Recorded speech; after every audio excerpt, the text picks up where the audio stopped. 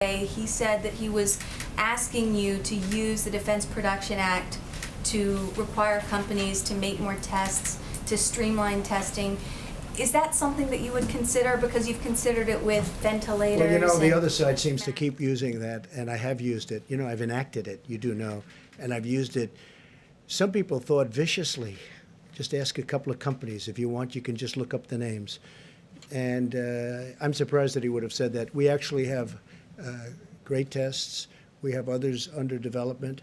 You don't need full testing, as the doctors have been talking about ad nauseum. So I would be surprised that he would have said that, meaning it that way. If he did, I'd have a much different type answer. Go ahead. You all didn't talk about it over the phone. We talked about testing. Yeah, we did talk about testing. And one of the things I did was I put the two doctors in charge of that call. I said, you know what, Andrew? I have two very talented people standing here. We're getting ready to go on. Let me put them and let me have them talk to you. And they talked to him really at length. And I think by the time they finished, he understood what we were saying. He understood it very clearly. Okay. One more question, please. You've talked a lot this week about holding the World Health Organization responsible for its response to the coronavirus.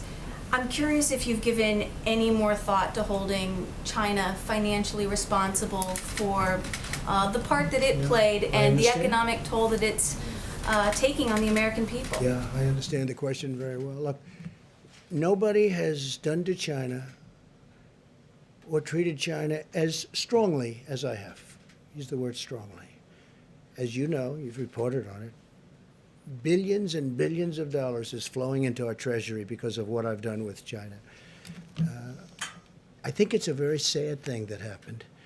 And I think if people knew, including the World Health Organization, and I do believe they knew, but they didn't want to tell the world. And we're going to get to the bottom of it. And we'll have reports on all of this, and we are not happy about it. But I wanted to leave the World Health War later. And I can tell you that we're constantly in touch with China. We're talking to China. And we've expressed how we felt. We're not happy about it. We're not happy about it at all, Kristen. Okay, one or two more? Yeah, Jim? Mr. President, we hear from a lot of people who see these briefings as sort of happy talk briefings. And no happy talk today. You and some of the officials paint a rosy picture of what is happening around the country. If you look at some of these questions, do we have enough masks? No. Do we have enough tests? No. Do we have enough PPE? No. Why would you say no? Do we have enough medical equipment? The answer is yes.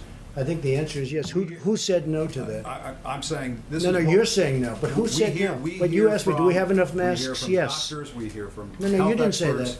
You said, do we have enough masks? Does the country? Yes. Do we have enough tests? Yes. Plus, we're developing new tests. Do we have enough? Do we have enough ventilators? Yes. Do we have enough hospital beds? Yes. We've built 20,000 hospital beds. We have enough hospital beds. Go ahead, Jim. Let's go. Well, what do you say to? I mean, you watch the coverage. You know what I say? Watching a lot of the coverage. Well, a lot of it's fake news. Doctors, no. A lot of it's fake news. A lot of it's fake news. Let me just when tell the doctors you, and the medical experts come on our air the and governors say reported, we don't have enough tests, we don't have enough the governor, masks. yeah, depending on your air, they always say that because otherwise you're not going to put them on. Let me just tell you something. The governors have said last night, they had a group of governors, 14 governors, they were together someplace, and they said, it's been unbelievable what's happened. We've been totally responsive. Ventilators. Everyone has the ventilators they need, to a point where we're getting calls from foreign countries saying, you have all the ventilators, can we get some? And we're going to try and help some of these countries. These people have done an incredible job. This is not happy talk. Maybe it's happy talk for you. It's not happy talk for me. We're talking about death. We're talking about the greatest economy in the world. One day I have to close it off. And we did the right thing, because maybe it would have been 2 million people died instead of whatever that final number will be, which could be 60, could be 70, could be 75, could be 55. Thousands of people have died. There's nothing happy about it, Jim. This is sad talk. This is the saddest, these are the saddest news conferences that I've ever had. I don't like doing them. You know why? Because I'm talking about death.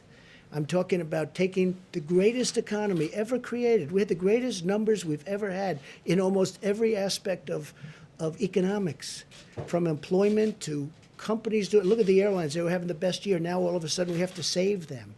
Okay? There's no happy talk, Jim. This is the real deal. And I've got to make the biggest decision of my life. And I've only started thinking about that. I mean, I've made a lot of big decisions over my life. You understand that. This is by far the biggest decision of my life because I have to say, okay, let's go. This is what we're going to do. When you have hospital administrators. Sure. But you have many doctors that say, unbelievable job. I watched this morning, and I watched a certain network, and it wasn't Fox, and you had doctors saying that we've done an incredible job. You just read off these no, no, no. Well, we have ventilators, we have equipment, we have beds. How about beds? I mean, Governor Cuomo just told me a little while ago he's got plenty of beds. In fact, they're having a hard time filling Javits Center. We built them 2,900 beds. So that's not a fair question. When you're Jim, look, sanitizing masks and you're talking about reusing PPE, obviously you don't have enough. No, excuse me. We have masks. We have everything. And we were trying to get ready for the surge. And a lot of people said it will never happen. Deborah said it. You'll never need that many beds. They said we needed 40,000 ventilators. 40,000. It's like building a car. 40,000 ventilators. People said, I felt it too. You'll never need that many. Guess what? We're the envy of the world in terms of ventilators.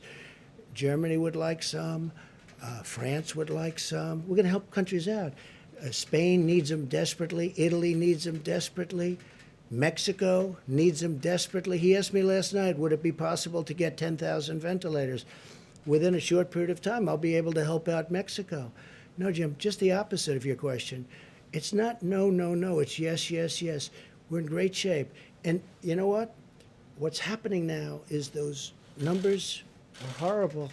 But take a look at the number of beds. We have beds available all over New York. New York really being the epicenter. New York has experienced something that has been absolutely horrific. I saw Hart's Island yesterday. I saw those people being buried yesterday. Fortunately, we have the beds, and you can speak to Mayor de Blasio, you can speak to Governor Cuomo. People can't even believe the job we've done. They can't even believe it. And I give tremendous credit to the military. There's been a military operation with private people. But wait a minute, wait. I give tremendous credit to our military, to the Army Corps of Engineers, to FEMA, to these people. The job they've done is incredible. And you shouldn't be asking that kind of a question. Jim, honestly. Had the country been better Okay, look, I really don't believe you're that bad again. How Sweden has responded to the pandemic. The schools are open, bars and restaurants are open. Sweden's different. Do you regret not following that approach? Is that approach working? I think we could have followed that approach. And if we did follow that approach, I think we might have 2 million people dead. And Sweden is having a lot of difficulty. Look, I'm very friendly with the leadership in Sweden. They took a different approach. They're a very disciplined country to start off with, but they did take a different. Other places tried it. UK tried it. The herd approach, okay? Herd. And they tried it. And you saw what happened in UK. It set them back a lot of time. It's been, they're having a tough time. Other countries have tried it. And Sweden is suffering greatly. Sweden's suffering greatly. If we did the herd, if we went with the herd, as they say, we would have had potentially, you see the charts. Nobody knows. Nobody will ever know, fortunately, because we're going to be substantially less than the minimum. I certainly hope, unless something happens that would be tragic. So they had a minimum number. If one of the reasons we're so far below that number is because nobody thought the American people could be so disciplined. Nobody thought it was possible. And I guess when they watched us up here every day and they watched other people and they listened to their representatives and governors, nobody thought that the American people could be so disciplined. They've been unbelievable.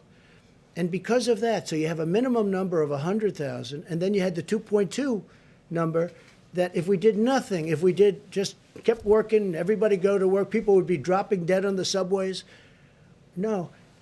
If we would have lost 1 million people, take the 2.2 million and cut it in half. Cut it in more than half. Make it 1 million people, okay? Now take that number and cut it in half. Make it 500,000 people. That's if we did nothing, right? It's unacceptable. It's too many people. So we spent more money on stimulus? Who cares by comparison? You take 2.2, you cut it in half, you cut it in half, you cut it in half, you keep cutting it in half. I don't care what number you choose. 500,000, 400,000. Well, we're going to have, we were talking 50, 60, 65, maybe. Maybe. But if we would have done what one country tried, and it has been very tough for them, you know that, very, very nasty, very tough. But if we would have done that here, and again, you got to remember, UK tried it. And I was a little surprised, and I watched it. They were going about, 2 weeks, and they said, we got to stop, because they were going to have a whole country infected. So with all of that being said, we got to get back to work. We got to get our country open. But we could have lost 2 million people. We could have lost 1 million people. We could have lost 500,000 people. If we would have lost 500,000 people, now I'll say this also, from the standpoint of being president and vice president, and we're up there and we're doing that herd and we're going to bullet through it. Do you honestly think people like Jim and yourself and other people Jeff would have put up with it?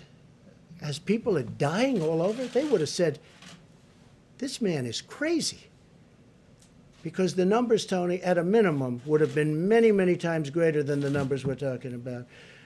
So I'm very honored by our decisions, all of us. We talk about it all the time. I said, you want to let him you just ride it. You just ride it right through. We would have lost potentially millions of people. No, it would have been unsustainable. It would have been impossible to do. And the American people have been so disciplined. It's been my honor to be their president. I've said it before. I'll say it again. I'll say it always. It's been my great honor to have been their president. And I have a big decision coming up. And I only hope to God that it's the right decision. But it'll be based on the input from a lot of very talented people, very smart people, and people that love our country. Thank you all very much. Thank you. Thank you very much. Thank you.